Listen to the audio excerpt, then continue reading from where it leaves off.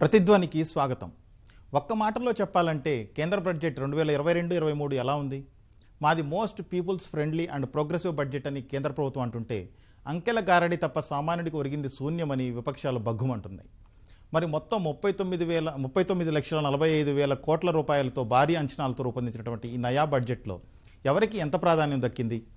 భారమైన నిరీక్షణల తర్వాత వచ్చినటువంటి నిర్మలమ్మ పద్దు ఏ రంగాలకు ఎంత ఇచ్చింది?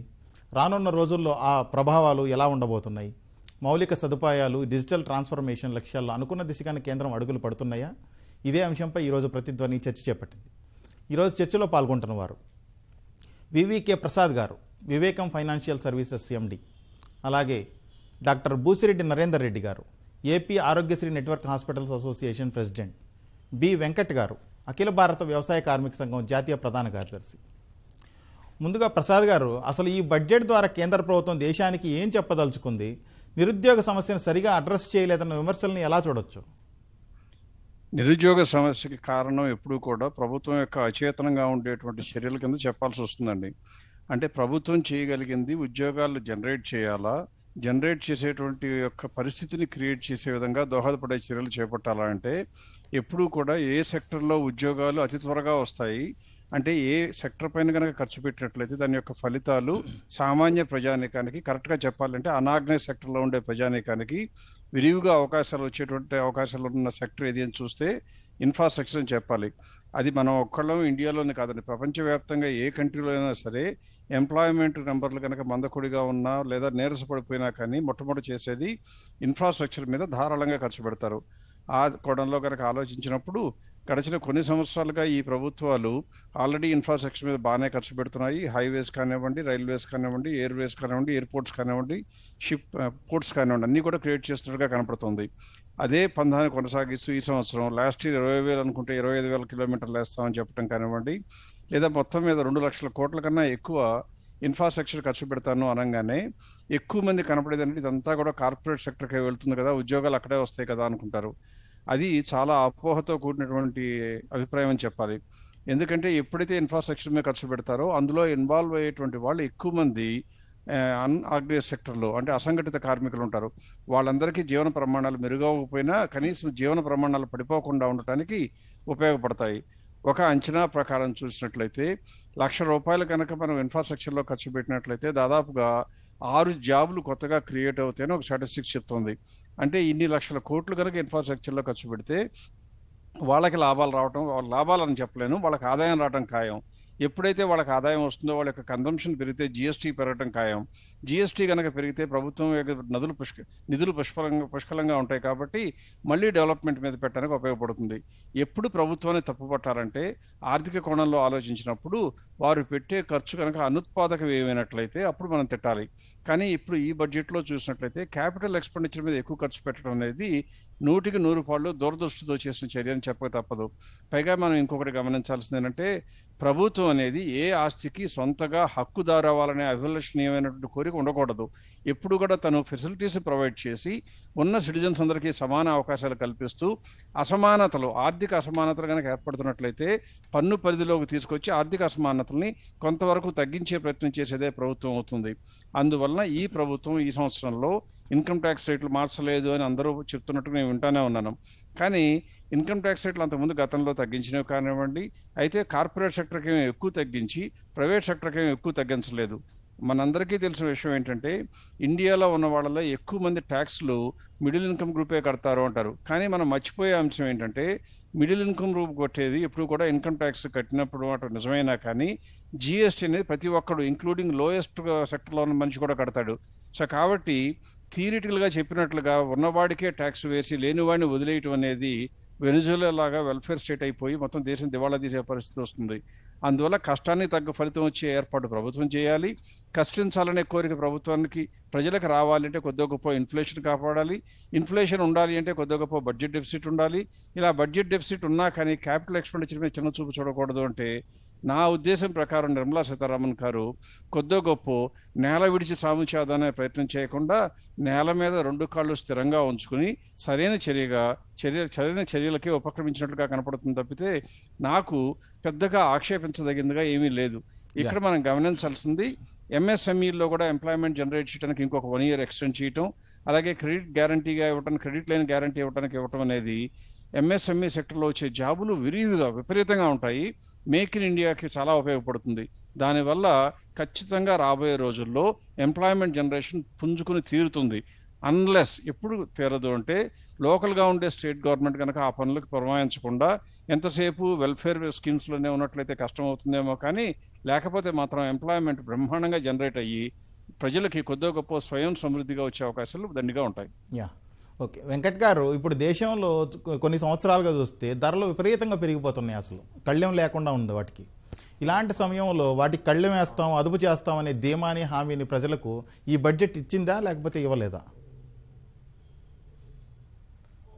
దురదృష్టకరం ఏమిటనంటే ఈ బడ్జెట్ గ్రామీణ ప్రజల్ని, సామాన్య ప్రజల్ని, రోజువారీ వేతన జీవుల్ని విస్మరించింది, పట్టించుకోలేదు. పెద్దలు చెప్పినట్టు క్యాపిటల్ ఎక్స్పెండిచరు, అలాగనే మౌలిక సదుపాయాలు ఇవన్నీ కల్పించాల్సిన అవసరం ఉంటుంది, దాంట్లో ఎవరికి అభ్యంతరం లేదు. కానీ మనం ఎప్పుడు ఏం చూడాలంటే కోవిడ్లో కొన్ని అనుభవాలు మనకు వచ్చాయి. ఇవాళ ప్రజలు చూస్తే 16 కోట్ల మంది నిరుద్యోగులుగా అవుతున్నారు, లేదా పాక్షిక నిరుద్యోగులు అవుతున్నారు. అలానే కోవిడ్లో మనం వలసలు చూసాము, ఎన్ని కోట్ల మంది అట్లా ఇబ్బంది పడ్డారో మనం చూసాం. రైతాంగానికి ఉన్నటువంటి ఇబ్బందుల గురించి కూడా మనం ఆలోచన చేసి ఇవన్నీ గతంలో చాలాసార్లు చర్చించుకున్నాం. కానీ మొదటి అంశం ఏమిటనంటే 100కి 60 నుంచి 70% మంది ప్రజలు ఆధారపడుతున్నటువంటి వ్యవసాయ రంగం గురించి ప్రభుత్వం ఏం అడ్రస్ చేసింది? ఇన్ఫ్రాస్ట్రక్చర్లో నదుల అనుసంధానం చేస్తారు అంటే మేము అనుసంధానం చేస్తాం, బడ్జెట్ మాత్రం మీకేం ఇవ్వం. ఫర్ ఎగ్జాంపుల్, రాష్ట్రం చీలిపోయినప్పుడు ఆంధ్రాకి తెలంగాణకి కొన్ని భారీ వాటిని మేము సమకూరుస్తామని చెప్పారు. పోలవరం ఆంధ్రాకి సంబంధించినటువంటి దాంట్లో జాతీయ ప్రాజెక్ట్ అన్నారు, వాటికి నిధులు ఇవ్వట్లేదు, నానా అవస్థలు పెడుతున్నారు ఈరోజు గత ప్రభుత్వాన్ని కానీ ఈ ప్రభుత్వాన్ని కానీ. అలానే తెలంగాణకి ఏ ఒక్క జాతీయ ప్రాజెక్ట్ ఇవ్వలేదు. బయ్యారం గురించి మనం చూసాం, ఇతర ప్రాజెక్టు గురించి చూసాం, ఏం పట్టించుకోలేదు. కాబట్టి రాష్ట్రాల మీద ఆధిపత్యం చెలాయిస్తాము, రాష్ట్రాల హక్కులు మా చేతుల్లోకి తీసుకుంటాం, జిఎస్టీ పేరుతో కానీ నోట్ రద్దు పేరుతో కానీ మీరు తన్నుకొని సావండి, మీరు ఖర్చులు పెట్టుకోండి, మీ ఇష్టం అనే పాత్రలో వ్యవహరించారు. కాబట్టి ఇవాళ చూసినప్పుడు ఇప్పుడు ధరల గురించి మీరు మంచిగా చెప్పారు. ఇవాళ ధరలు భారతదేశంలో, ప్రపంచంలో ఏ దేశంతో పోల్చదగిన పద్ధతుల్లో రేట్లు పెరుగుతున్నాయి. మీరు తీసుకున్న ఈ చర్యల వల్ల రేట్లు ఎలా తగ్గుతాయి? ఇవాళ పెట్రోలియం మీరు ప్రభుత్వ ఆదాయాలను పెంచుకునే వైపు ఆలోచించారంటే అర్థం ఏమిటి? రేపు పెట్రోలియం మీద కానీ డీజిల్ మీద కానీ వేసిన పన్నులు కేంద్ర రాష్ట్ర ప్రభుత్వాలు తగ్గించుకునేటట్లేవు. మీరు చేసిన మీ ఆదాయాలు సమకూర్చుకునేటటువంటి మీ పద్ధతులు కనుక చూస్తే వాటి ఆదాయాలు బాగా పెంచారంటే ఏంటి? మేము తగ్గించడం అవసరమైతే ఇంకా పెంచుకుంటాం పనులు అన్న పద్ధతిలోనే మీకు కనిపిస్తుంది. ఒకవైపున సంక్షేమ పథకాల పేరుతో కొన్ని ఇస్తాం 10 రూపాయలు, కానీ ధరలు పెంచి 30 రూపాయలు మీ నుంచి లాగేసుకుంటాం అన్న పరిస్థితి దేనికి దారితీస్తుంది? అంతేకాదు, డీజిల్ పెట్రోల్ ధరల గురించే కాదు, సబ్సిడీ గురించి ఏం చెప్పారు? మేము ప్రతి ఒక్కళ్ళకి గ్యాస్ సిలిండర్ మీద 400 నుంచి 500 సబ్సిడీ ఇస్తామని చెప్పారు. ఇవాళ ఏం జరుగుతుంది? గ్యాస్ ధర పెరిగిన తర్వాత 50 రూపాయలు 100 రూపాయలు కూడా సామాన్య ప్రజలకు సబ్సిడీ రావటం లేదు. సో కాబట్టి ఇవాళ తీసుకున్నటువంటిది ధరలు తగ్గించడానికి కానీ, సామాన్య ప్రజలు ఈ స్థితిలో పడుతున్నటువంటి కష్టాలకి పరిష్కారం చూపించడంలో కానీ. ఇప్పుడు నేను 2 ఉదాహరణలు చెప్తాను. వ్యవసాయం గురించి మనం మాట్లాడుకున్నాం. మొత్తం వ్యవసాయంలో బడ్జెట్ వ్యవసాయానికి ఉపయోగపడే దాంట్లో 3.14% మాత్రం మీరు కేటాయించారు. ఇప్పుడు కిసాన్ ఉంది, రైతు కిసాన్ ఉంది, ప్రధాన కిసాన్ ఉంది. ఎంత? మీరు చెప్పిన లెక్కల ప్రకారం 12.5 కోట్ల మందికి సంవత్సరానికి 6,000 రూపాయలు లెక్క 75,000 కోట్లు కావాలి. మీరు 68,000 కోట్లు కేటాయించట 7,000 కోట్ల రూపాయలు ఏమిటి? అంతేకాదు, ఇవాళ రైతుకి ప్రత్యక్షంగా పరోక్షంగా మద్దతు ధర ఇవ్వటానికి కానీ, కొనుగోలు చేయడానికి కానీ ఒక సాధనం ఎఫ్సిఐలు, పబ్లిక్ డిస్ట్రిబ్యూషన్ సిస్టమ్.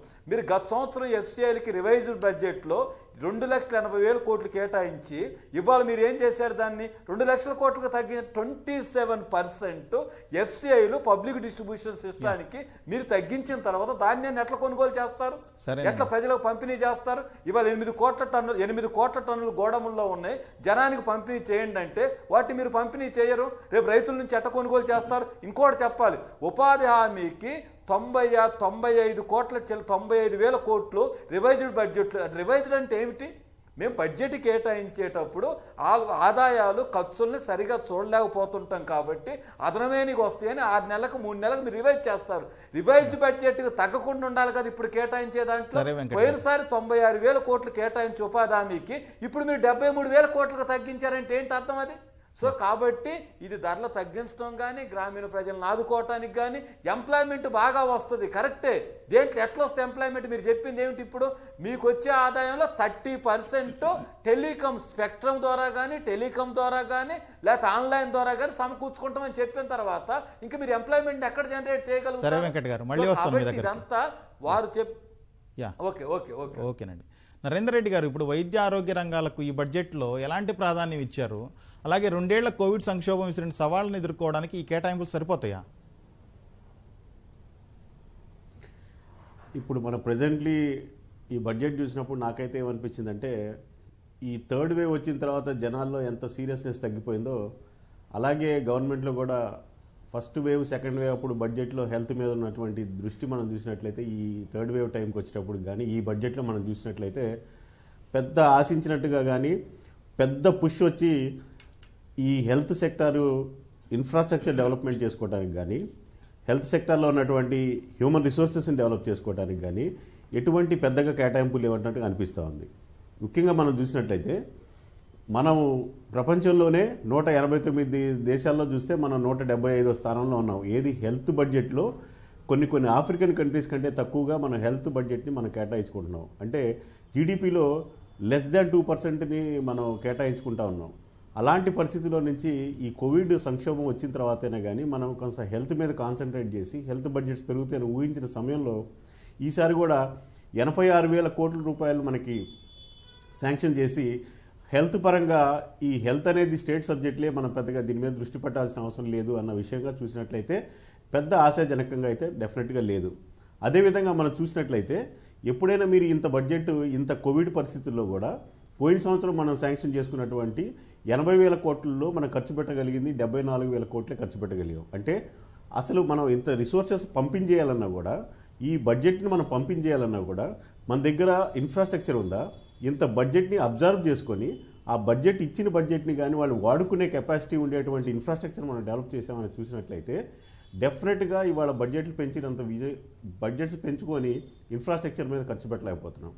ప్రధానమంత్రి స్వాస్థ్య ఆత్మనిర్భర్ ప్రోగ్రామ్ చూసుకున్నట్లయితే భారతదేశంలో ఇన్ఫ్రాస్ట్రక్చర్ డెవలప్మెంట్ చేయడానికి కానీ మెడికల్ కాలేజెస్ ఎవ్రీ ఎంపీ కాన్స్టిట్యున్సీకి ఒక మెడికల్ కాలేజ్ డెవలప్ చేయాలనే ఉద్దేశంతో జరిగిన ప్రాజెక్ట్స్ చూసినట్లయితే ఈసారి కేటాయించినటువంటి 10,000 కోట్లు మనం చూసినట్లయితే ఈ ప్రాజెక్టు ఈ విధంగా ముందుకెళ్తే ఒక్కొక్క మెడికల్ కాలేజ్ కన్స్ట్రక్షన్స్ కానీ కావాల్సినటువంటి 600 నుంచి 1,000 కోట్ల రూపాయల బడ్జెట్ ఉన్నటువంటి ఒక మెడికల్ కాలేజ్ కన్స్ట్రక్ట్ చేయడానికి మీరు 10,000 కోట్లు కానీ అలాట్ చేసినట్టయితే భారతదేశంలో ఈ మెడికల్ కాలేజీలు కంప్లీట్ చేయడానికి ఎన్ని సంవత్సరాలు పడుతుందో మీరు ఒకసారి ఊహించుకోవచ్చు. అదేవిధంగా అర్బన్ హెల్త్ సెంటర్స్లో కానీ అర్బన్ హెల్త్ సెంటర్స్ అప్గ్రేడ్ చేసుకున్నట్లయితే అర్బన్ హెల్త్ కండిషన్స్ మనం చూస్తే ఇప్పటివరకు కోవిడ్ మీద దృష్టి పెట్టాం. కోవిడ్ మూలంగా భారతదేశంలో ఉన్నటువంటి అన్ని స్టేట్ గవర్నమెంట్స్ నష్టాల్లో నడుస్తున్నాయి. అటువంటి పరిస్థితుల్లో వాళ్ళు హెల్త్ మీద ఎంతవరకు దృష్టి పెట్టగలుగుతారనేది మనకి ప్రశ్నార్థకంగా మారిన సమయంలో సెంట్రల్ గవర్నమెంట్ ఎక్కువ ఫండ్స్ కానీ రిలీజ్ చేసినట్టయితే ఒక కోవిడే కాకుండా మనకి నాన్ కోవిడ్ డిసీజెస్ వాటి మీద ప్రివెంటివ్ హెల్త్ కేర్ మీద చూసినట్లయితే ప్రివెంటివ్ హెల్త్ కేర్ మీద మన ఖర్చు పెట్టే డబ్బులు చాలా తక్కువగా ఉన్నాయి. ఈ విధంగా చూస్తే హెల్త్ బర్డెన్ పెరుగుతూ ఉంది. కార్డియాక్ డిసీజెస్ కానీ నాన్ కమ్యూనికబుల్ డిసీజెస్ కానీ ఎక్కువగా జరుగుతున్న నష్టానికి ముందుగా మనం వాటి మీద కానీ మనం ప్రివెంటివ్ కేర్ పెట్టకపోయినట్లయితే చాలా ఖర్చు పెట్టాల్సిన పరిస్థితి ఉంది. అవన్నీ చూసినప్పుడు మన బడ్జెట్లో అంత అమౌంట్ ఆఫ్ మనీని శాంక్షన్ చేయలేదనేది క్లియర్గా తెలుస్తూ ఉంది. ఇంకో పాయింట్గా మనం చూసినట్లయితే రీసెర్చ్ అండ్ డెవలప్మెంట్కి ఈ పాండమిక్ డిసీజ్ మనం చూసాం. ఈ పాండమిక్ డిసీజెస్ ఫ్యూచర్లో ఎలాంటి పాండమిక్ డిసీజెస్ మనం చూస్తామని తెలియని టైంలో రీసెర్చ్ మీద మనం చూస్తే పోయిన సంవత్సరం 140 కోట్లు ఖర్చు పెట్టున్నారు. ఈ సంవత్సరం చూస్తే ఇంచుమించు 640 నుంచి 700 కోట్లు ఓన్లీ రీసెర్చ్కి ఇచ్చారు. ఈ విధంగా చూస్తే మనం పాశ్చాత్య దేశాల మీద కానీ వెస్ట్రన్ వరల్డ్ మీద కానీ డిపెండెన్సీ ఇంకా ఎక్కువగా ఉంది. మనం ఇండిజినస్గా మన సొంతంగా మనం కానీ మెడికల్ డివైజెస్ డెవలప్ చేసుకోవాలన్నా కానీ ఒక రీసెర్చ్ చేయాలన్నా కానీ మనకున్న ఫండ్స్ చాలా తక్కువగా ఉన్నాయి.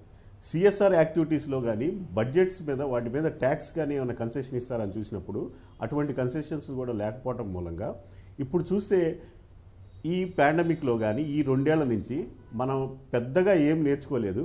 ఇంకా కూడా మన బడ్జెట్ శాంక్షనింగ్ 2% ఆఫ్ జీడిపిలో ఉన్నామంటే ఇంకా మనలో సీరియస్నెస్ రాలేదు. ఐ థింక్ పెద్ద పెద్ద రోడ్లు, పెద్ద పెద్ద భవనాలు, పెద్ద పెద్ద పోర్ట్లు, పెద్ద పెద్ద రైల్వే స్టేషన్స్ కట్టినప్పుడు అవి ఎంత గొప్పగా ఉంటాయి, కానీ అదే దేశంలో ప్రజలు కానీ ఆరోగ్యవంతులుగా లేకపోవటం కానీ, వారికి కానీ సరైన ఎడ్యుకేషన్ లేకపోతే కానీ, if the people are sick and poor, ఈ మనం ఖర్చు పెట్టే ఈ ఇన్ఫ్రాస్ట్రక్చర్ని చూసినట్లయితే వీటిని ముందుకు తీసుకెళ్లాలంటే హెల్త్ మీద ఇంకా కాన్సన్ట్రేట్ చేయాలి. నాకు తెలిసి I think we should learn more from this pandemic. And states మీద ఎక్కువగా వదిలేయటం మూలంగా ఐ థింక్ స్టేట్స్ కూడా మనం చూసాము. ఇప్పుడు ప్రధానమంత్రి ఆయుష్మాన్ భారత్ స్కీమ్ చూసినట్లయితే మొత్తం దేశం మొత్తాన్ని కలిపి 960 కోట్లు ఇచ్చారు. ఒక్క ఆంధ్ర రాష్ట్రంలోనే మనం ఒక ఆరోగ్యశ్రీకే 3,000 కోట్ల రూపాయలు మనం శాంక్షన్ చేసుకుంటే, ప్రధానమంత్రి ఆయుష్ భారత్ స్కీమ్కి మీరు చూస్తే 960 కోట్లు శాంక్షన్ చేశారు.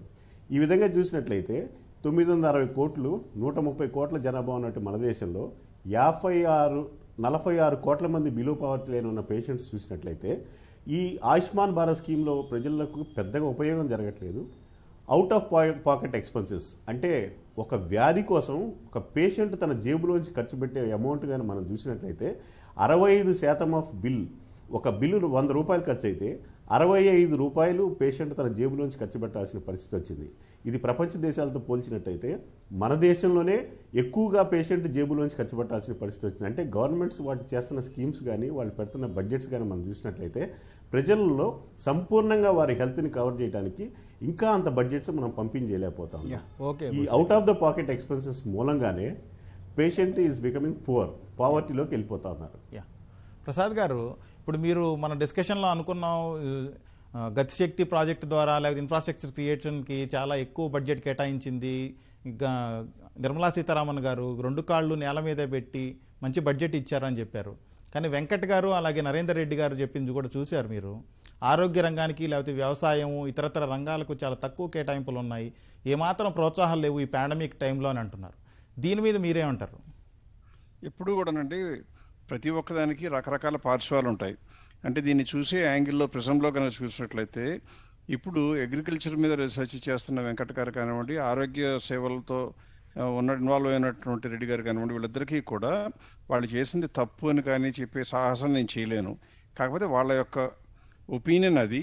నా ఒపీనియన్లో మనకు కావాల్సింది ఏంటంటే ఎప్పుడు కూడా అగ్రికల్చర్లో 65% ఉన్నది అని చెప్తున్నారు. కానీ అందులో వచ్చేటువంటి ఇండియాలో వచ్చేటువంటి జీడిపిలో దాని నుంచి వచ్చేటువంటి 16% అనండి.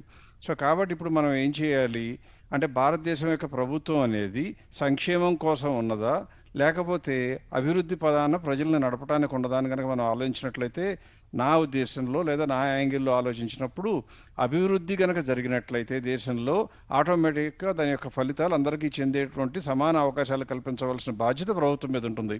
అంటే కోడి ముందా గుడ్డు ముందా అని అడిగినట్లుగా అభివృద్ధి ఉంటే అందరికీ ఫలితాలు అందుతాయా లేక అందరికీ ఫలితాలు అందితేనే అభివృద్ధి వస్తుందా అని అడిగితే, మా ఉద్దేశం ప్రకారం అంటే ఫైనాన్షియల్గా లేదా ప్రపంచవ్యాప్తంగా నిరూపణమైనటువంటి సామ్యత కానీ లేదా తిరుగులేని సాక్ష్యాలతో ఉన్నటువంటి నిజం ఏంటంటే, ఎక్కడైతే డెవలప్మెంట్ జరుగుతుందో అక్కడ ఆ దేశంలో ఆటోమేటిక్గా ఫలితాలు కొద్దిగా లేటుగా అయినా కానీ అందరికీ చేరతాయి. ప్రొవైడెడ్ ఇక్కడ ఒకటి గమనించాలి, ప్రభుత్వాలు కనుక నిర్లక్ష్యంగా బిహేవ్ చేస్తూ వచ్చినటువంటి ఆదాయాన్ని తాయిలాల కింద పంచిపెట్టేటట్లయితే పునరుత్పాదకత రాకుండా వేస్ట్ఫుల్ ఎక్స్పెండిచర్లోకి వెళ్ళిపోయి వాళ్ళ ద్వారా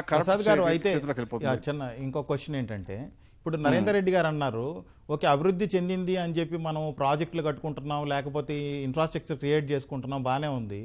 అలాంటి దేశంలో పేద ప్రజలు ఎవరైతే ఆరోగ్యం లేకుండా ఇబ్బంది పడుతూ ఉంటారో అలాంటప్పుడు ఈ అభివృద్ధి అందరికీ ఎవరికి చెందుతుంది, దేనివల్ల ఉపయోగం ఏంటి అంటున్నారు?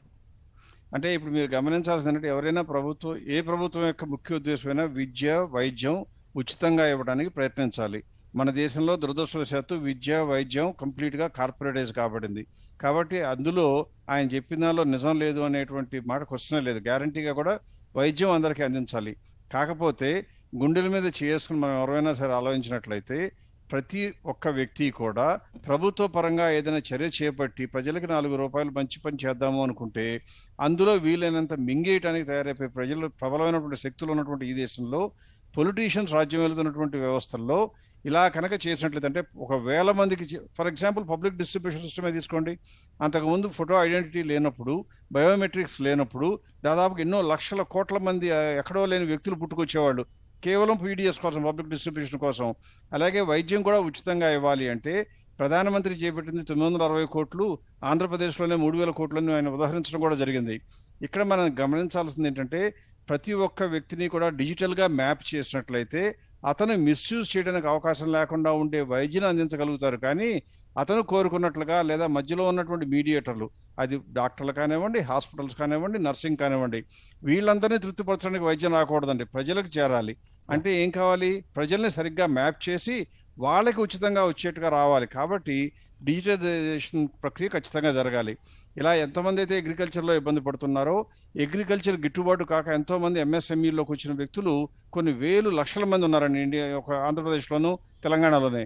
వీళ్ళందరికీ ఉద్యోగ అవకాశాలు కల్పించినట్లయితే తిరిగి మళ్ళీ ఆ కొద్దో గొప్ప ఉన్న అగ్రికల్చర్కి వెళ్ళి ఉన్న అగ్రికల్చర్ని ఇంకా కూడా కొనారిలేట్గా చేయకుండా ఉండే అవకాశం ఉంటుంది. అందువల్ల ఎట్టి పరిస్థితుల్లో కూడా ఇండస్ట్రీస్కి, ఇన్ఫ్రాస్ట్రక్చర్కి ఖర్చు పెట్టడం సహేతుకమని నా వాదన. వెంకట్ గారు, ఇప్పుడు అలాగే ఇంతకుముందు నిత్యావసరాల ధరలు, ఇతర ధరల గురించి మాట్లాడుకున్నాం. అలాగే పెట్రోల్, డీజిల్ ధరలు కూడా దేశాన్ని తీవ్రంగా కలవరబెడుతున్నాయి, రోజు రోజుకు పెరుగుతూనే ఉన్నాయి. ఈ మధ్య కాలంలో కొంతమేర తగ్గించినప్పటికీ కూడా చాలా ఎక్కువే ఉన్నాయి. అలాగే చమురు మంటల శాఖ తగలని ఏ రంగం లేదు, అన్ని రంగాలని చమురు మంటల శాఖ తగిలింది. దీని బారి నుంచి కాపాడడానికి కేంద్ర ప్రభుత్వం చర్యలు ఈ బడ్జెట్ పరంగా ఏమైనా ఉన్నాయా? ఏం లేవండి. ఒకటి ప్రసాద్ గారు చెప్పినటువంటి దాంట్లో కరెక్టే, నాకు కొన్ని అభిప్రాయాలు ఉంటాయి, లేదనుకుంటే డాక్టర్ గారికి మరి కొన్ని అభిప్రాయాలు ఉంటాయి, భిన్నమైన అభిప్రాయాలు కొన్నిట్లో ఉంటాయి. కానీ మనం చూడాల్సింది ఏమిటంటే అభివృద్ధి అంటే ఏమిటి? చాలామంది దురదృష్టకరం, బాధాకరం ఏమిటంటే సంక్షేమానికి ఖర్చు పెడితే వృధా. అంటే సంక్షేమం అని అంటే అది అని పనికిరాందే. రైతు మీద ఖర్చు పెడతాం, అది పనికిరాదు. ఇవాళ 16% కరెక్టే. 16% అని అంటే మన జీడిపి మనం కోవిడ్ కంటే ముందు 200కి వెళ్ళాలనుకున్న 2 లక్షలు, ఇప్పుడు 160, 150 దాకా ఉందంటే దాదాపు 35 నుంచి 40 వేల కోట్లు జీడిపిలో అగ్రికల్చరల్ నుంచి వస్తుంది. అది మనం మర్చిపోదు. సెకండ్ ఏమిటి, అగ్రికల్చర్ అంటే అర్థం ఏమిటంటే జీడిపి ఎంత వస్తుందని లెక్కలేయటం. ఫర్ ఎగ్జాంపుల్ ఇవాళ ఆహార ధాన్యాలు కొరత ఎదుర్కొంటున్న దేశాలు ఈ కోవిడ్లో ఎన్ని వేల కోట్లు ఖర్చు పెట్టాల్సి వచ్చింది. ఇవాళ కోవిడ్లో కూడా భారత ప్రజలు మిగలగలిగారు, నిలదొక్కుకోగలిగారంటే మన వ్యవసాయం గట్టిగా ఉండటమే. మొత్తం మనం ఫస్ట్ కోవిడ్లో అన్ని రంగాల్లో మైనస్లో ఉంటే ఒక్క వ్యవసాయ రంగం 4% గ్రోత్లో ఉందని మనం చెప్పుకున్నాం చాలాసార్లు. కానీ సంక్షేమాన్ని ఖర్చు పెట్టడం వృధా అనేటటువంటి, అంటే దాంతో అభివృద్ధి జరగదు. అంటే అభివృద్ధి అంటే ఏంటి అనేది కూడా మనం నిర్వచనాలు చేసుకోవాలి. ఫర్ ఎగ్జాంపుల్ మేము ప్రతి పేదవాడికి 7,500 రూపాయలు కోవిడ్లో ఇవ్వండి ఇప్పుడు ఇస్తే అంటాం. ఏం చేస్తాడు 7,500 నెలకి? వీటిని తీసుకుపోయి స్విచ్ బ్యాంకుల్లో పెట్టడు కదా, లేదా బ్యాంకుల్లో దాచుకోడు కదా, దాన్ని రొటేషన్లోకే పంపుతాడు కదా. తను ఖర్చు పెడతాడు, కొనుగోలు చేస్తాడు. కొనుగోలు చేస్తే అది కొనుగోలు శక్తి పెరుగుతుంది, రొటేషన్లోకి వస్తుంది, ఆ ఉత్పత్తిని అభివృద్ధి చేయడానికి అవకాశం ఉంటుంది. అది కాకుండా ఇవాళ కొన్ని లక్షల కోట్ల భారత సంపద అంతా స్విచ్ బ్యాంకుల్లో ఉంటుందని మనం చూసాం. చాలా పేపర్లో, చాలా సంస్థలు వెల్లడించినటువంటి అంశం కూడా మనం చూసాం. అంటే పెద్దవాళ్ళకి ఇచ్చేటటువంటి ఎక్కడికి పోతే పేదవాళ్ళకి, మధ్యతరగతికి ఇచ్చేటటువంటి డబ్బులు ఎట్లా ఉపయోగపడితే మనం చూసుకోవచ్చు. సో కాబట్టి మొదటి విషయం ఏమిటంటే అభివృద్ధి అని అంటే ఇన్ఫ్రాస్ట్రక్చర్ ఉండాల్సిందే. ప్రసాద్ గారు చెప్పినట్టుగా భారీ స్థాయి వాటిని మనం తీసుకోవాలి, దాంట్లో సందేహం లేదు. కానీ ముందేమిటనంటే ప్రజలను బతికించాల్సినటువంటి అవసరం కూడా ఉంటుంది. ఈ బ్యాలెన్స్ కనుక బ్యాలెన్స్ లేకుండా, ఇప్పుడు డాక్టర్ గారు బాగా చెప్పారు, వైద్యం లేకుండా, విద్య లేకుండా ఏంటి అసలు అభివృద్ధి? ఇవాళ యూకే ప్రధాని గారు ఏం చెప్పారు? ఫస్ట్ కోవిడ్ ఎఫెక్ట్ అయిన తర్వాత నేను బతకటానికి కారణం ప్రభుత్వ రంగం ఉండటమే, ప్రభుత్వ హాస్పిటల్ ఉండటమే. కానీ మేము ప్రైవేటైజేషన్ చేసి కొంత మూల్యం చెల్లించాము, మళ్ళీ మేము తిరిగి ప్రభుత్వ రంగంలోకి రాకపోతే మేము కాపాడుకోవాలి. ఎవరు కాపాడేవాళ్ళు వైద్య రంగాన్ని? కోవిడ్లో కార్పొరేట్ కాపాడింది. ఎంత మేరకు ఇవ్వగలుగుతారు కార్పొరేట్లో? మన దగ్గర లెక్కలు కూడా ఉన్నాయి. గాంధీ హాస్పిటల్ ఎంతమంది పేషెంట్లకు ఇచ్చారు, లేదా ఆంధ్రాలో గవర్నమెంట్ హాస్పిటల్. సో కాబట్టి విద్యా వైద్య రంగాలని ప్రభుత్వం యొక్క నియంత్రణలో, ప్రభుత్వ సారథ్యంలో లేకపోతే కష్టం. రెండోది ఏమిటి, ఇప్పుడు ఉపాధి లేకపోతే ఎట్లా మనం ఇప్పుడు లక్షకి 6 ఉద్యోగాలు వస్తాయంటే ఒకప్పటి లెక్క. కానీ వాళ్ళు ఎక్కడ వస్తున్నాయి ఆ ఉద్యోగాలన్నీ కూడా? జాబులు రావటం లేదు. మొత్తం భారీ యంత్రాలు వచ్చినాయి, పెద్ద పెద్ద కంపెనీలు దాంట్లో దిగబడ్డాయి. కాబట్టి ఒకప్పుడు ఇంత ఖర్చు పెడితే ఇన్ని ఉద్యోగాలు పర్మనెంట్ కూడా అన్ని సందర్భాల్లో రావు మనకు తెలుసు. కానీ ఇంత ఖర్చు పెడితే ఇన్ని ఉద్యోగాలు వస్తాయి అనుకున్నాం. కానీ ఇంత ఖర్చు పెడితే ఇన్ని మిషన్లకు ఉద్యోగం వచ్చే పరిస్థితి మనకు కనిపిస్తుంది. కాబట్టి మనం ఎప్పుడూ చూడాల్సింది తక్షణం ప్రజలను ఆదుకోవాలి, ప్రజల అవసరాలు తీర్చాలి. సెకండ్ డెవలప్మెంట్ కూడా చూసి తక్షణ అవసరాలు చూడాలి, దీర్ఘకాలిక ప్రయోజనాలు కూడా చూడాలి. ఆ రెండింటిని కనుక బ్యాలెన్స్ చేసుకోకుండా దీర్ఘకాలిక ప్రయోజనాలే కట్టుకుంటూ పోతాం, రోడ్లు వేసుకుంటూ పోతాం, లేకపోతే ఇంకోటి చేసుకుంటూ పోతాం అని అంటే అసలు ఆ రోడ్ల మీద తిరగటానికి కార్లు ఉండాలి కదా రేపు. ఆ కార్లు కొనేటట్టు పెట్రోల్ డీజిల్ ధరలు పెరిగిన తర్వాత వాళ్ళు అడిగితే 2 వీలర్ కానీ లేకపోతే కార్లు కానీ వాటి సేల్స్ పడిపోవటం అనేది వాడు గ్రోత్ లేదు ఇవాళ సేల్స్లో. చాలామంది చెప్తున్నటువంటి అంశం బికాజ్ ఆఫ్ ఈ పెట్రోల్ డీజిల్ ధరలు పెరగటం, నిత్యావసర వస్తువుల ధరలు. మేము ఒకటి చెప్పాం, ధరలు తగ్గటం అని అంటే పబ్లిక్ డిస్ట్రిబ్యూషన్ సిస్టమ్ ఎందుకు అడుగుతున్నాం మనం? ఎఫ్సీఐని ఎందుకు అడుగుతున్నాం? పబ్లిక్ డిస్ట్రిబ్యూషన్ సిస్టమ్ కనుక బలంగా ఉంటే ధరలను నియంత్రించవచ్చు. ప్రభుత్వం తన గోడౌన్లో ఉన్న బియ్యాన్ని కానీ ఆయిల్ని కానీ షుగర్ని కానీ మార్కెట్లోకి తీసుకొని రాగలిగితే ఎఫ్సీఐని నెలకొల్పాలి. అది కూడా ఉంది ఒక లక్ష్యం, దాన్ని నియంత్రించవచ్చని. కాబట్టి ఎప్పుడూ కూడా తక్షణ అవసరాలు తక్షణ ప్రయోజనాలను కనుక చూడకుండా దీర్ఘకాలికం చుట్టూ తిరిగితే ఈ ప్రజలు బతకరు ముందు. అది మన గమనంలో ఉండాలి. ఓకే వెంకట్ గారు. నరేందర్ రెడ్డి గారు, ఇప్పుడు కరోనా తర్వాత చూస్తే ఆరోగ్య రంగం అలాగే బీమా రంగం వీటి ప్రాధాన్యం చాలా ఎక్కువైంది, బాగా పెరిగింది. అయితే వాటికి తగినంతటువంటి ప్రాధాన్యం దొరికిందా ఈ బడ్జెట్లో? సార్, హెల్త్ సిస్టంలో వచ్చిన రెవల్యూషన్ కూడా మనం చూసినట్లయితే first time national health authority అనేది ఒకటి క్రియేట్ చేశారు sir. That is one of the biggest achievements. ఈ నేషనల్ హెల్త్ అథారిటీగా మనం చూసినట్లయితే అందులో 3 పార్ట్స్గా డివైడ్ చేసుకొని నేషనల్ డిజిటలైజేషన్, ఇందాక ప్రసాద్ గారు ఏదైతే చెప్పారో digitalization of every citizens health report చేయడానికి ఒక స్కీమ్ ఆల్రెడీ ప్రధానమంత్రి గారు స్టార్ట్ చేస్తున్నారు. దానికోసం కూడా బడ్జెట్ అలొకేట్ చేస్తున్నారు. మీరు చూసినట్లయితే ఈ డిజిటలైజేషన్ ఆఫ్ హెల్త్ చేసిన మూలంగా ఎవ్రీ పర్సన్ యొక్క వాళ్ళ యొక్క హెల్త్ కండిషన్స్ అన్నీ నోటిఫై చేస్తూ ఉన్నారు. సెకండ్ పాయింట్గా చూసినట్లయితే we should be very much హ్యాపీగా ఉండాల్సింది. మనం చూసినట్లయితే ప్రజలందరూ భయభ్రాంతులు అవుతుంది ఏంటంటే ఓన్లీ కమ్యూనికబుల్ డిసీజెస్ అంటే అంటువ్యాధుల గురించి ఎక్కువగా ఇప్పుడు చర్చించుకుంటున్నాం. ఎందుకంటే ఇప్పుడు మన సీజన్ అది కాబట్టి ఎక్కువగా దాని గురించి చర్చించుకుంటున్నాం. ఈ సంవత్సరము ఒక 6 నెలలు పోతే ఈ కోవిడ్ అనేది మనకు కనపడకుండా పోతుంది. కానీ వీటికంటే పెద్ద మహమ్మారులు ఉన్నాయి. అవి లైఫ్ స్టైల్ డిసీజెస్, డయాబెటీస్ కానీ, హైపర్ టెన్షన్ కానీ, కార్డియాక్ డిసీజెస్ కానీ, లంగ్ డిసీజెస్ కానీ, ఇవన్నీ మనం చూసినట్టయితే వీటిలో ఒక దేశం బడ్జెట్ ఖర్చు పెట్టకుండా చూసుకోవాలంటే ప్రివెంటివ్ కేర్ మీద దృష్టి పెట్టాలి. నరేంద్ర మోడీ గవర్నమెంట్లో జరిగినటువంటి ఇంపార్టెంట్ థింగ్ ఏంటని చూసినట్టయితే అన్ని హెల్త్ సెంటర్స్ని they converted into a wellness centre. ఇంతకుముందు అర్బన్ హెల్త్ సెంటర్ అంటే ఒక వ్యాధి వస్తే ట్రీట్మెంట్ కోసం వెళ్ళే పరిస్థితి ఉండేది. అలాంటిది ఇప్పుడు ప్రివెంటివ్ హెల్త్ కేర్, ప్రతి ఒక్క సిటిజన్ని కంపల్సరీగా హెల్త్ కేర్ సెంటర్కి వెళ్ళి ప్రివెంటివ్ టెస్ట్ అని చేయించుకోమంటున్నారు. సపోజ్ లిపిడ్ ప్రొఫైల్ టెస్ట్ కానీ, థైరాయిడ్ టెస్ట్ కానీ, ఇటువంటి అన్నీ కూడా ప్రజలకు అందుబాటులో తీసుకురావడం మూలంగా అర్బన్ హెల్త్ సెంటర్స్ని ప్రివెంటివ్ హెల్త్ కేర్ సెంటర్స్గా తీసుకెళ్ళడానికి ఈ గవర్నమెంట్ చేసినటువంటి కృషి చూసినట్లయితే స్వతంత్రం వచ్చిన తర్వాత ఇంత అభివృద్ధి హెల్త్ కేర్ సెక్టర్లో జరగలేదు. దానికోసం అని చెప్పేసి ప్రధానమంత్రి ఆత్మనిర్భర్ స్వాస్థ్య యోజన కింద వారు శాంక్షన్ చేసినటువంటి 10,000 కోట్లు సరిపోరు అంటున్నాం. కానీ డెఫినెట్గా దీని మీద కానీ దృష్టి పెట్టినట్లయితే మెయిన్గా మనకి ఇన్ఫ్రాస్ట్రక్చర్లో కన్స్ట్రక్షన్ చేయాలి. మ్యాన్ పవర్ చూసినట్లయితే number of doctors per patients చాలా తక్కువగా ఉంది. ఈ పాండమిక్లో మనం చూసాం, ఆక్సిజన్ సప్లైస్ కోసం ఎలా కష్టపడ్డామని చూసాం. ఇవన్నీ చూసినప్పుడు మనకేమవుతుందంటే పారామెడికల్ స్టాఫ్, సిస్టర్స్ కానీ, వార్డ్ బాయ్స్ కానీ, టెక్నికల్ ఎక్స్రే టెక్నీషియన్స్ కానీ, సియామ్ టెక్నీషియన్స్ కానీ, వీళ్ళందరినీ చూసినట్లయితే వీటన్నిటిని డెవలప్ చేసుకోవాలి. హ్యూమన్ రిసోర్సెస్ డెవలప్ చేసుకోవడం కోసం కావాల్సినంత బడ్జెట్ ఎలాకేట్ చేయలేదు. ఈ బడ్జెట్ ఎలాకేట్ చేయకపోవటం మూలంగా ఏమవుతుందంటే మీరు ఖర్చు పెట్టడానికి పెట్టినటువంటి ఒక బడ్జెట్ చూసి వీళ్ళందరినీ ట్రైనప్ చేయకుండా డిస్ట్రిక్ట్ లెవెల్స్లో కానీ, మండల్ లెవెల్స్లో కానీ, మన కమ్యూనిటీ హెల్త్ సెంటర్స్లో కానీ వీరందరినీ కానీ మనం ట్రైన్ చేయకపోయినట్లయితే ఫ్యూచర్లో మనం ఈ హెల్త్ ఛాలెంజెస్ ఫేస్ చేయడానికి చాలా కష్టపడాల్సిన పరిస్థితి వస్తుంది. వీటిని దృష్టిలో పెట్టుకొని మినిమంగా మేము ఎక్స్పెక్ట్ చేసింది ఏంటంటే 3% కన్నా జీడిపి పెంచుతారనుకుంటే అటువంటిదన్నీ ఇక్కడ జరగలేదు. కొంచెం నిరాశాజనకంగా అనిపించింది. కానీ but the initiative to create digital health card అనేది I think it's a big achievement. Okay Narendra Reddy garu, ఇప్పుడు ప్రముఖ ఆర్థికవేత్త మహేంద్రబాబు కురువా గారు మనతో డిస్కషన్లో జాయిన్ అయ్యారు. మహేంద్రబాబు గారు, సగటు భారతీయుడి కొనుగోలు శక్తి పెంచడానికి ఈ బడ్జెట్ కేటాయింపులు ఎంత మేరకు ఉపయోగపడతాయి అంటారు? సార్, ఒక విషయం మనం ఇక్కడ చూసుకున్నట్లయితే గనక ఒక సగటు వ్యక్తి ఆదాయాన్ని బట్టి అతని వ్యయం ఉంటుంది. ఈ రోజు మనం ఎకనామిక్ సర్వే, నిన్న విడుదలైన ఎకనామిక్ సర్వే చూసుకున్నప్పటికీ యాక్సెప్ట్ చేసింది గవర్నమెంట్ ఏంటంటే గ్రోత్ పెద్ద ప్రాబ్లం ఇప్పుడున్న ఛాలెంజ్ ఏంటంటే కన్జంప్షన్ ఎక్స్పెండిచర్ తక్కువ ఉండడము, దాన్ని ఇంప్రూవ్ చేయడమే పెద్ద ఛాలెంజ్ అని చెప్పేసి. అయితే దాన్ని ఇంప్రూవ్ చేయడానికి ప్రజల చేతుల్లోకి డబ్బులు ఉండేటట్లు చూడాలి. సో అది మనకు ఇన్కమ్ ట్యాక్స్ తగ్గించి ఉండింటే కనుక అది చాలా మటుకు బెనిఫిషియల్ గా ఉండేది. బట్ సంహవ్ అది కాలేదండి. ఎందుకంటే ఇన్కమ్ ట్యాక్స్ తగ్గిస్తే డిస్పోజబుల్ ఇన్కమ్ అంటారండి. అంటే income left in your hands after tax పోయిన తర్వాత మీ చేతిలో ఉన్నటువంటి ఇన్కమ్, ఒక జస్ట్ రా టర్మ్స్ లో మాట్లాడితే కనుక డిస్పోజబుల్ ఇన్కమ్ గురించి.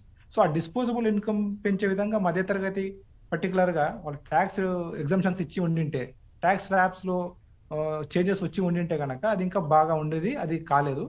రెండోదండి, మనం తీసుకున్నట్లయితే పోయిన బడ్జెట్ ఇప్పుడు బడ్జెట్ కి సబ్సిడీస్ తగ్గించినాయండి.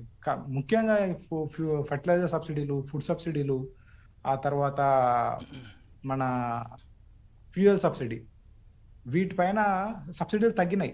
యాక్చువల్గా ఇంకా పెంచి ఉండింటే కనుక సబ్సిడీస్ అది ప్రజల చేతుల్లో ఇన్కమ్ పెరిగేటట్లు చేసి ఆ ఇన్కమ్ వాళ్ళు ఇంకో చోట ఖర్చు చేసి అది ఇంకొక సెగ్మెంట్ లో డిమాండ్ క్రియేట్ చేసి ఉండేది. అయితే నాకు తెలిసి బడ్జెట్ లో ఎక్స్పెండిచర్ కాంపోనెంట్ పైన ఫోకస్ చేసినారు. కన్జంప్షన్ పెంచడం కంటే కూడా గవర్నమెంట్ ఎక్స్పెండిచర్ ని ఇంప్రూవ్ చేసి, పర్టికులర్ గా క్యాపిటల్ ఎక్స్పెండిచర్ ని ఇంప్రూవ్ చేసి వాళ్ళు ఎకానమీని రివైవ్ చేయాలని వాళ్ళ ఉద్దేశంలా కనిపిస్తుందండి ఈ బడ్జెట్ చూస్తే కనుక. ఓవరాల్ తీసుకున్నట్లయితే చెప్పండి. ఓకే, అలాగే ఇప్పుడు మీరు అన్నారు ఇన్కమ్ ట్యాక్స్ స్లాబ్లు ఏం మార్చలేదు, దానివల్ల పెంచుంటే బాగుండేదని. ఒకవేళ పెంచుంటే ఎంత మేర పెంచితే కొనుగోలు శక్తి పెరిగి దేశానికి ఆర్థిక పురోగతికి ఉపయోగపడేది అంటారు? ఒకటండి, మనం చూసుకోవాల్సింది ఏంటంటే ప్రొపెన్సిటీ టు కన్జ్యూమ్ అని ఉంటుంది. అంటే మీకు వచ్చిన ఇన్కమ్ లో మీరు ఎంత వరకు స్పెండ్ చేస్తారని చెప్పేసి. సో మనము కార్పొరేట్స్ ఒక 2 years బ్యాక్ తీసుకున్నట్లయితే కనుక కార్పొరేట్ ఇన్కమ్ ట్యాక్స్లు దాదాపు 10% తగ్గించినారు. కొన్ని లక్షల కోట్లు మనం వాళ్ళకి సాయం చేకూరింది. అట్లయితే ఈ స్లాబ్స్ లో వర్కౌట్ చేసిన తర్వాత ఒకటి వచ్చేసి లిమిట్, ఆ లిమిట్ ని పెంచి ఉండింటే కనుక 50,000 లిమిట్ ఏటీసీ ఏదైతే ఉందో ఆ లిమిట్ ని పెంచి ఉండింటే అక్కడ మనకి చాలా మందికి బెనిఫిషియర్స్ చాలా మంది వచ్చి ఉండేవాళ్ళు. ఆ డబ్బులు డైరెక్ట్ మార్కెట్ లోకి వెళ్ళి ఉండేటివి. అట్లీస్ట్ లిమిట్ పెంచినా సరిపోయిండేదండి. స్లాబ్స్ కూడా ఒకవేళ స్లాబ్స్ కష్టం అనిపించింటే ఆ లిమిట్, సేవింగ్స్ లిమిట్ పెంచినప్పుడు కూడా కొద్దిగా మనకి అవకాశం ఉండేది. బట్ ఇప్పుడు ఆ పరిస్థితి లేదండి. Okay sir. ప్రసాద్ గారు, ఇప్పుడు మనం బడ్జెట్ గురించి మాట్లాడుకుంటున్నాం. ఓకే, ఈరోజు బడ్జెట్ ప్రసంగం మొదలు కాకముందు షేర్ మార్కెట్ చాలా జోష్లో ఉంది. అలాగే బడ్జెట్ స్టార్ట్ అయిన తర్వాత కొంచెం ఒడిదుడుకులకు లోనైంది. బడ్జెట్ అయిపోయే టైంకి మళ్ళీ లాస్ట్ మూమెంట్లో కొనుగోళ్లు పెరిగి మళ్ళీ లాభాల్లో ముగిసింది. ఈ రకంగా చూస్తే మదుపర్ల పరంగా కేంద్ర బడ్జెట్లో ఎలాంటి ప్రాధాన్యతలు దక్కాయంటారు? ఎప్పుడు కూడా అండి అన్నిటికన్నా తెలివైంది మార్కెట్ అండి. అంటే మనం గమనించాల్సింది ఏంటంటే లీడింగ్ ఇండికేటరు, లాగింగ్ ఇండికేటర్ అని చెప్పడం జరుగుతుంది. అంటే ఈ బడ్జెట్ యొక్క నెట్ ఎఫెక్ట్స్, స్థూలంగా ఫైనల్గా ఇంపాక్ట్ మార్కెట్ మీద, అంటే కంట్రీ మీద ఎలా పడుతుంది, జీడిపి గ్రోత్ ఉంటుందా తగ్గుతుందా అనేది అందరికన్నా ముందు పసిగట్టగలిగేది యావరేజ్గా ఉండేటువంటి మార్కెట్లో యొక్క ఇన్వెస్టర్ల సమ్మేళనం. అంటే మనం అనుకుంటాం ఇన్వెస్టర్లకు ఎప్పుడు నష్టాలే వస్తుంటాయి కదండి అంటుంటారు. మాకు నష్టాలు వస్తాయి, అందరికీ నష్టాలు వస్తాయి. కానీ అందరూ కలిపి సమ్మిళితమైనటువంటి టోటల్ కంబైన్డ్ ఇంటెలిజెన్స్ చూస్తే ఎప్పుడు రాబోయే చర్యలు ముందే పసిగడుతుంది. అందువలన బడ్జెట్ మొదలైనప్పుడు పెద్ద పెద్ద అంకెలు చెప్తూ రాబోయే రోజుల్లో ఇన్ఫ్రాస్ట్రక్చర్ పెంచుతానగానే పెరగటం, ఆ తర్వాత ఎప్పుడైతే ట్యాక్స్ రేట్లో పెద్ద తేడా లేవు తెలియంగానే పడటం, ఆ తర్వాత చివరి కొద్దిగా ఆలోచించుకుని ఇన్ఫ్రాస్ట్రక్చర్ పెరిగిందంటే స్టీల్ పెరుగుతుంది, స్టీల్ పెరిగిందంటే సిమెంట్ పెరుగుతుంది, సిమెంట్ పెరిగిందంటే అల్యూమినియం పెరుగుతుంది అని మెటల్స్ ఇప్పుడు వరకు ఏదైతే ఆల్రెడీ అందరం చెప్పుకున్నాం ధరలు పెరిగిపోయినాయి అన్నాం. కానీ ఇంటి ఖర్చుకి ఎంత ధరలు పెరిగిపోయినాయో అందరం పేపర్లో కూడా రాస్తూనే ఉన్నాం. అంటే ప్రతి ఒక్క వస్తువు ధర పెరిగిపోయినటువంటి స్టీలు, సిమెంటు, అల్యూమినియం గురించి మనం ఎవరూ మాట్లాడలేదు. కారణం ఏంటంటే మనందరి దృష్టిలో అది ఇమ్మీడియట్గా అవసరం కాదు అనుకుంటాం. కానీ సొంత ఇంటి కళ కూడా ఎవరికైనా అవసరం. అవన్నీ పెరిగినా కానీ ప్రజలు భరించారు అంటే అర్థం ఏంటంటే మార్కెట్లో ప్రపంచవ్యాప్తంగా పెరుగుతున్నటువంటి ఇన్ఫ్లేషన్ కారణంగా ఇండియాలో కూడా పెరిగింది. కాబట్టి దాన్ని అర్థం చేసుకోవాల్సిన అవసరం అందరికీ ఉందని తెలియటం. రెండవది గమనించాల్సింది ఏంటంటే ఇవాళ మార్కెట్లో చివరిలో పెరగడానికి కారణం ప్రధానంగా చెప్పగలిగింది ఏంటంటే ఎప్పుడైతే ఏ కంట్రీ అయితే అనుత్పాదక వ్యయాలు, ఇక్కడ వెంకట్ గారు నన్ను కొద్దిగా అపోహపడినట్టున్నారు, నేను సంక్షేమం వృధా అని చెప్పను, సంక్షేమం చేయకూడదని చెప్పను. అంటే అక్కరకు రాని సంక్షేమం అంటే లేని మనుషుల్ని పుట్టించి సబ్సిడీలు తీసుకోవటం కానీ, లేని మనుషుల్ని పుట్టించి పబ్లిక్ డిస్ట్రిబ్యూషన్ సిస్టంలో దగా చేసి ద్రోహం చేయడం గురించి నేను మాట్లాడడం తప్పితే సగటు మనిషి సంక్షేమాన్ని కోరుకునే వ్యక్తి భారతదేశ పౌరుడుగా ఉండడానికి అనర్హుడు అని చెప్పుకోవటానికి నాకేం సంకోచం లేదు. కాకపోతే ప్రభుత్వ పరంగా ఇవాళ చేసిన చర్యలు క్యాపిటల్ ఎక్స్పెండిచర్ మీద ఖర్చు పెడుతున్నారు అంటే మీకు అర్థం ఏంటంటే ప్రభుత్వం దృష్టిలో రాబోయే రోజుల్లో ఫ్యూచర్ బాగుంటుందని ఫారిన్ ఇన్వెస్టర్స్ నమ్మటం. గడిచిన 2-3 నెలలుగా ఫారిన్ మనీ ఇండియాలో నుంచి విపరీతంగా బయటకు వెళ్ళిపోతూ వస్తుంది. దానికి కారణం ఏంటంటే అమెరికాలో ఇంట్రెస్ట్ రేట్లు పెరగబోతున్నాయని. ఎప్పుడైతే ఇండియా తన యొక్క కాన్ఫిడెన్స్ చూపించిందో నెక్స్ట్ ఇయర్లో కూడా 8-9%, కొన్ని అంచనాల ప్రకారం 2022-23లో కూడా 9% పెరగడానికి అంచనాలు ఉన్నాయో, ప్రపంచవ్యాప్తంగా అన్నింటికన్నా అత్యధిక స్పీడ్తో పెరిగే ఎకానమీ ఇండియా అవుతుంది. కాబట్టి ఇండియాలోకి పెట్టుబడులు రాక తప్పదు నమ్మకం కుదిరి ఇన్వెస్టర్లు లేదా మదుపరులందరూ కూడా మళ్ళీ తిరిగి కొనుగోలు చేయడంతో మార్కెట్లు పుంజుకున్నట్టుగా కనపడుతుంది. ఈ పుంజుకున్నది 2-3 రోజుల్లో తగ్గచ్చేమో కానీ రాబోయే రోజుల్లో మాత్రం లాంగ్ రన్లో పెరగటానికే చాలా అవకాశాలు పుష్కలంగా ఉంటాయి. వెంకట్ గారు, ఇప్పుడు 2022 కల్లా రైతుల ఆదాయాన్ని రెట్టింపు చేస్తామని కేంద్ర ప్రభుత్వం ఒక లక్ష్యం పెట్టుకుంది. ఆ టార్గెట్ రీచ్ అయ్యారంటారా? ఫలితాలు ఎంత మేరకు వచ్చాయి? ఒకటి ప్రసాద్ గారు, నేను అపార్థం చేసుకోలేదు, వారు కూడా అవగాహన ఉన్న పెద్దలే. మా ఉద్దేశం ఏమిటనంటే కొంతమంది మరీ ఏకపక్షంగా సంక్షేమం అంటే వృధా అంటున్నారనే తప్ప ఏరే అర్థం కాదు. రెండోది, రైతుల ఆదాయాలు ఏవి రెట్టింపు అయినాయి? మన కళ్ళ ముందు కనిపిస్తున్నాయి కదా. రైతుల ఆదాయాలు రెట్టింపు అయితే మన కొనుగోలు శక్తి గ్రామీణ ప్రాంతాల్లో పెరగాలి, రైతుల అవసరాలు తీర్చుకోగలగాలి. కానీ అదేం మనకు కనిపించడం లేదు కదా. ఇవాళకు కూడా రైతులకి అత్యధిక శాతం మనం గుర్తుపెట్టుకోవాల్సింది ఏంటంటే భారతదేశంలో 40 కోట్ల సాగు భూమి ఉంటే 15 కోట్ల కమతాలు ఉన్నాయి. అంటే 60-70% చిన్న సన్నకారు రైతులు. అంటే ఒక రకంగా స్వయం ఉపాధి మీద ఆధారపడుతున్నటువంటి వారు రైతులు. వారు తినటానికి, వారి పక్కనున్న వాళ్ళకి ఇవ్వటానికి, ప్లస్ కొంత మార్కెట్ చేయడానికి ఉన్నటువంటి వ్యవసాయం తప్ప మంది. ఫర్ ఎగ్జాంపుల్ అమెరికాలో 10,000 ఎకరాలు, 50,000 ఎకరాలు, 30,000 ఎకరాల రైతులు. అదొక వ్యవసాయం అంటే అదొక పెద్ద వ్యాపారం అమెరికాలో. ఇవాళ మనం ఇంతకుముందు చెప్పుకున్నాం, 3% ఆధారపడ్డటువంటి అమెరికాలో రైతులు వ్యవసాయానికి ఖర్చు పెడుతుంది అంటే 80% సబ్సిడీ ఇస్తున్నారు. ఎందుకంటే వ్యవసాయం నిలబెట్టుకోవటం అనేది వ్యవసాయమే కాదు, అది ఇండస్ట్రీకి, సర్వీస్ సెక్టార్కి అన్నిటికీ ఉపయోగపడుతుంది. ప్రపంచ అనుభవాలు మనకు తెలియజేస్తుంది. సో రైతు ఆదాయం పెరగటం కాదు, ఇప్పుడు తీసుకున్న ఈ చర్యల వల్ల రైతు ఆదాయం తగ్గిపోతుంది. ఇప్పుడు ఎలక్ట్రిసిటీది ఉంది, రేపు కనుక ఎలక్ట్రిసిటీ దాంట్లో కేంద్ర ప్రభుత్వం సరైన నిర్ణయం తీసుకోకుండా ఎలక్ట్రిసిటీ బిల్లుని కనుక ఆమోదిస్తే ఏం జరిగింది? నదుల అనుసంధానం అని చెప్తున్నాం. నదుల అనుసంధానంతో పాటు వాటి మీద కట్టే ప్రాజెక్టులను కనుక ప్రైవేటు ప్రభుత్వ భాగస్వామ్యంతో కనుక కట్టారనుకోండి, అప్పుడు ఒకప్పుడు నీటి పన్ను ఉండేది. ప్రాంతీయ పార్టీలు వచ్చిన తర్వాత ఒక పెద్ద మార్పు ఏమిటంటే ఈ నీటి పన్నులు, భూమి శిస్తులు రద్దు చేసి కొంత రైతుల మీద ఆధారపడ్డ కూలీలని, కౌలుదారుని ఆదుకునే ప్రయత్నం చేశారు. రేపు ఇదే పద్ధతి కనుక కొనసాగితే రేపు మొత్తం కట్టేటట్టు అనుసంధాన ప్రాజెక్టులన్నీ కూడా మీరు రైతుల నుంచి వసూలు చేయాలనే పరిస్థితి కనుక వస్తే, ఎందుకంటే వ్యవసాయంలో జీడిపి 16% కదా, మీకు ఎంత ఖర్చు పెడుతున్న ఆదాయం లేవని లెక్కలు కనుక తీస్తే ఏం జరుగుతుంది? కాబట్టి మేము చెప్పదలుచుకుంది ఏమిటంటే ప్రభుత్వం ఇప్పుడు బడ్జెట్ పెడుతూ ఏం చెప్పారు? 25 సంవత్సరాలకి ప్రామాణికంగా ఉపయోగపడాలని చెప్పారు మన ఫైనాన్స్ మినిస్టర్ గారు. 25 సంవత్సరాలు ప్రామాణికం కాదు, దాదాపు మనం వచ్చిన బడ్జెట్లో అత్యంత నిర్లక్ష్యానికి కొన్ని తరగతులు గుర్తాయని. అలాగే మీరు ఏం చెప్పారు బడ్జెట్లోనే?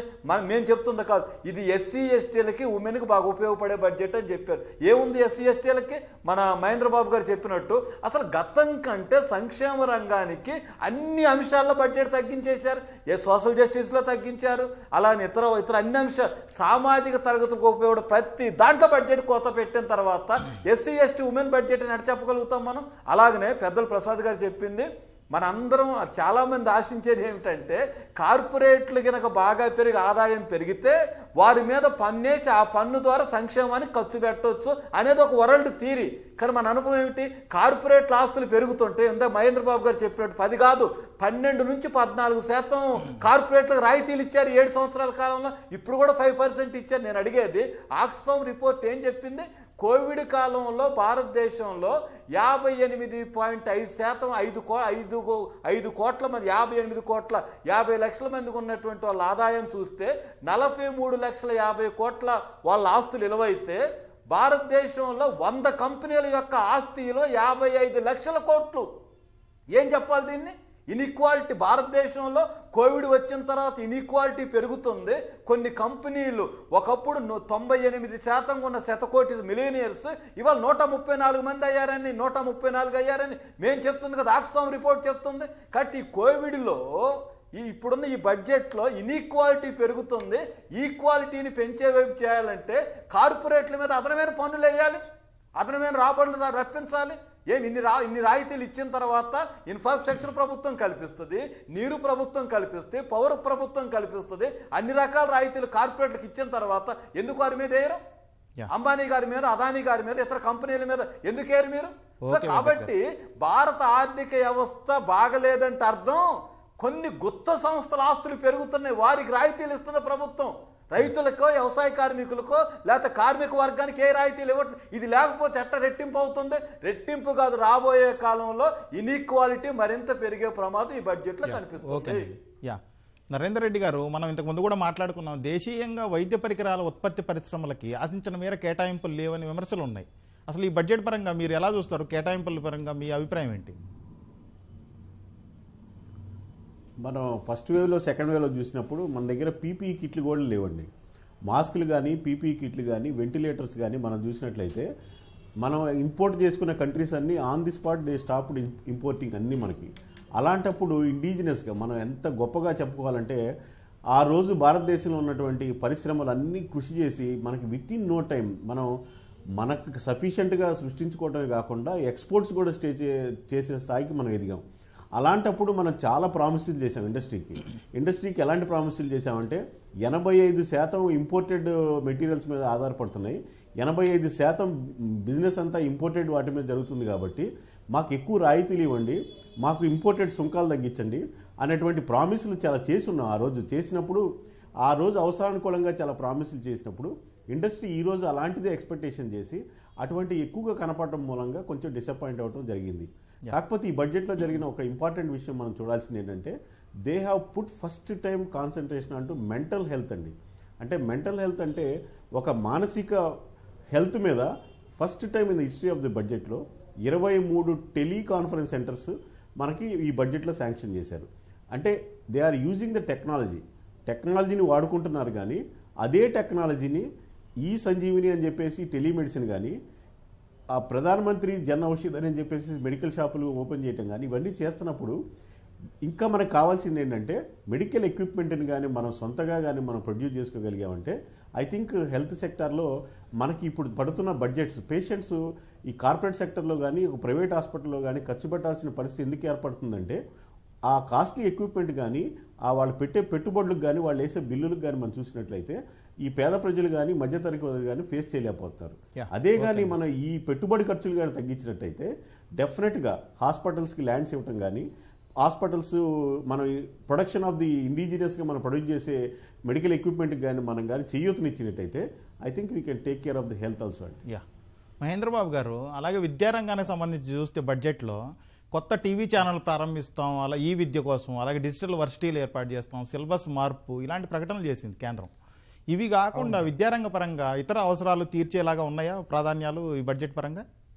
సార్, మీరు చెప్పినటువంటి టీవీ ఛానల్స్ కానీ లేదా డిజిటల్ యూనివర్సిటీ కానీ ఏదైతే ఉందో మనం ఇక్కడ చూసుకోవాల్సింది ఏంటంటే to what extent people are having accessibility ఎంతవరకు ఉంది, ఎంతమంది దాన్ని సద్వినియోగం చేయగలుగుతారు, చేసుకోవాలని ఉన్నప్పటికీ కూడా చేసుకోలేని పరిస్థితుల్లో ఎంతమంది ఉన్నారు, ఇంటర్నెట్ కనెక్టివిటీ. సో మీరు ఛానల్స్ ఎయిర్ చేయడము, డిజిటల్ యూనివర్సిటీ, తర్వాత డిజిటల్ ప్లాట్ఫామ్స్ క్రియేట్ చేసి ప్రజలకి అందుబాటులో తీసుకురావడం కూడా ఉత్తమమైన ఆలోచన. అయితే దీంతో పాటుగా దానికి తగినటువంటి ఇన్ఫ్రాస్ట్రక్చర్ లో మనం ఇన్వెస్ట్ చేయాల్సి ఉంటుందండి లాంగ్ టర్మ్ లో, మీడియం టర్మ్ లో. అది చాలా ఇంపార్టెంట్. అది లేకుండా మనము ఇటువంటి చేస్తే ఇప్పుడు ఇంతకుముందు సార్ చెప్పినట్లు ఎకనామిక్ ఇన్ఈక్వాలిటీస్ లాగానే డిజిటల్ డివైడ్ అని ఒకటి ఉంటుంది. డిజిటల్ ఇన్ఈక్వాలిటీస్ కూడా చాలా ఎక్కువ ఉన్నాయి. ఒకరికి మంచి ఫోన్ కి యాక్సెసిబిలిటీ ఉండదు, ఇంటర్నెట్ యాక్సెసిబిలిటీ ఉండదు. ఎన్నో పల్లెటూర్లలో ఇప్పటికి కూడా ఇంటర్నెట్ కనెక్టివిటీ చాలా పూర్గా ఉంటుంది. ఇప్పుడు నేను ఉత్తరాఖండ్ లో పనిచేస్తానండి, అక్కడ చాలా గ్రామాలు హిల్ ఏరియాస్, కొంచెం ఇంటీరియర్ ఏరియాస్లోకి పోతే కనుక అక్కడ చాలా ఇబ్బంది పడతారు. మా పిల్లలే, మా స్టూడెంట్స్ చాలా మంది, సార్ నెట్ కనెక్టివిటీ లేకపోవడం వల్ల మా ఊర్లో మేము క్లాసెస్ జాయిన్ కాలేకపోతున్నాం అండి అనేది పరిస్థితి. ఇటువంటి పరిస్థితుల్లో డిజిటల్ యూనివర్సిటీస్ గురించి ఆలోచించడం ఒక మంచి ఆలోచన అయినప్పటికీ కూడా దానికి గ్రౌండ్ లెవెల్ కావాల్సినటువంటి గ్రాస్ రూట్స్ విషయాల మనం దృష్టిలో పెట్టుకొని ఇన్ఫ్రాస్ట్రక్చర్ డెవలప్ చేయడము, మిడిల్ క్లాస్ తర్వాత lower middle class poor sections of సొసైటీలో ఎవరైతే స్టూడెంట్స్ ఉన్నారో వాళ్ళందరికీ కూడా ఈ ట్యాబ్స్ తర్వాత smart phones central government schemes ద్వారా స్టేట్ గవర్నమెంట్ భాగస్వామ్యంతో కనుక మనం డిస్ట్రిబ్యూట్ చేసినట్లయితే సక్సెస్ అయ్యే అవకాశం ఎక్కువ ఉంటుందండి. యా, ఈ విద్య కోసం ప్రోత్సాహం చేయడం ఎలా ఉంది? అలాగే ఈ విధంగా 5G టెక్నాలజీ తీసుకొస్తామని కేంద్రం చెబుతోంది. ఈ 5G తీసుకురావడం వల్ల ఈ విద్య పెరిగే అవకాశం ఉంది, అందరికీ డిజిటల్ టెక్నాలజీ అందే అవకాశం ఉందంటారా? 5G రెండు విషయాలండి. ఇంకా మనము దాన్ని యాక్షన్ చేయలేదు. 5G యాక్షన్ మొదలు కాలేదు. ఫస్ట్ 5G యాక్షన్ మొదలవుతుంది. దానివల్ల పాజిటివ్ ఫాలో అవుట్ ఏంటంటే గవర్నమెంట్ కి వాళ్ళ డెఫిసిట్ లోట్లను పూడ్చుకోవడానికి సరైనటువంటి రిసోర్సెస్ అందుబాటులోకి ఉంటాయి. అది మంచి విషయం. ఈ సంవత్సరంలోనే 5G పూర్తి చేస్తాం, అందుబాటులో తీసుకొస్తామని చెప్పింది కేంద్రం అంటున్నారు. అంటే చూడాలి ఎంతవరకు అది రియాలిటీలో పాసిబిలిటీ అవుతుందో, రియాలిటీలో అది చూడాలి. ఎందుకంటే 5G ఆ నెట్వర్క్స్ ఆ తర్వాత రిక్వైర్మెంట్స్ చాలా డిఫరెంట్గా ఉంటాయి. సేమ్ ఇక్కడ కూడా అదే పరిస్థితి. ఇన్ఫ్రాస్ట్రక్చర్ తర్వాత ఈ కంపెనీస్ ఇన్వెస్ట్ చేయడము, మనం గవర్నమెంట్ ప్రపోజ్ చేసిన రేట్స్ కి కంపెనీ వాళ్ళు తయారుగా ఉంటారా, ఇవన్నీ విషయాలండి అక్కడ మనం ట్యాకిల్ చేయాల్సింది. సక్సెస్ఫుల్ అయితే అంతకంటే మంచి విషయం ఏమి లేదు. నేను చెప్పేది ఏంటంటే ఇప్పుడు మనకి 4G ఉంటుంది. మనకు తెలుసు 4G స్పీడ్ లో ఏ G స్పీడ్ వస్తుందో మనకు తెలుసు అండి చాలా చాలా ప్లేసెస్ లో. సో 5G ఆన్ పేపర్స్ కాకుండా నిజమైన 5G వస్తే కనుక అది ఒక పెద్ద డిజిటల్ రెవల్యూషన్ అయ్యి మన ఆన్లైన్ లెర్నింగ్ సిస్టమ్ ని చాలా ముందుకు తీసుకుపోయేటువంటి అవకాశాలు ఉన్నాయి. అయితే ఇంతకుముందు నేను చెప్పినట్లుగానే గ్రాస్ రూట్స్ విషయాలు మనం ఆలోచించుకోవాలి. డిజిటల్ డివైడ్ గురించి మనం ఆలోచించుకోవాలి. ఇన్ఫ్రాస్ట్రక్చరల్ బాటిల్ నెక్స్ గురించి మనం ఈరోజు ఆలోచించుకోవాలి. యాక్సెసిబిలిటీ టు ద గుడ్ ఈ కంటెంట్ అనే విషయాన్ని చూసుకోవాలి. లాస్ట్ విషయం ఏంటంటే ఈ లెర్నింగ్ చూసుకునేటప్పుడు చాలా మంది ఉపాధ్యాయులు స్కూల్ నుండి యూనివర్సిటీ లెవెల్ ఉపాధ్యాయుల వరకు మనం తీసుకున్నట్లయితే కనుక వాళ్ళకి అవేర్నెస్ క్రియేట్ చేయాలండి. చాలా మందికి ఇప్పటికి కూడా ఎంతమందికి డిజిటల్ ప్లాట్ఫామ్స్ యూజ్ చేసుకోవడం తెలుసు, వాళ్ళకి ట్రైనింగ్ అవేర్నెస్ ఈ క్యాంపెయిన్ కంక్లూడ్ చేద్దాం సార్. Yeah, okay sir. ఇవాళ కేంద్ర ప్రభుత్వం ప్రవేశపెట్టినటువంటి బడ్జెట్లో ఇన్ఫ్రాస్ట్రక్చర్ అభివృద్ధి చేయడానికి కేటాయింపులు బాగానే ఉన్నప్పటికీ వ్యవసాయ రంగానికి అలాగే మౌలిక సదుపాయాల కల్పనలో భాగంగా ఇన్ఫ్రాస్ట్రక్చర్ పెంచుతున్నప్పటికీ వేతన జీవనాన్ని ఉపశమనం కల్పించేలాగా బడ్జెట్ కొంచెం స్లాబులు పెంచుంటే బాగుండేదని నిపుణులు అభిప్రాయం వ్యక్తం చేస్తున్నారు. ఇది ఇవాళ ప్రతిధ్వని.